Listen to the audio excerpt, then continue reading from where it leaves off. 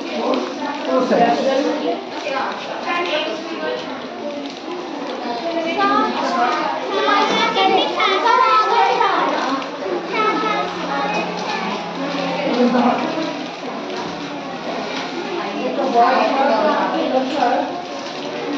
Paste చేయాలి మళ్ళీ అదే పేస్ట్ చేయాలి. తర్వాత చూపించిన పేస్ట్ చేయాలి.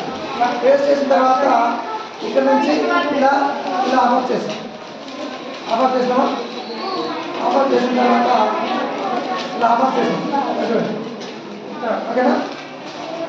ఇది ఇలా చేసిన తర్వాత దీన్ని ఇలా పట్టుకున్నాం.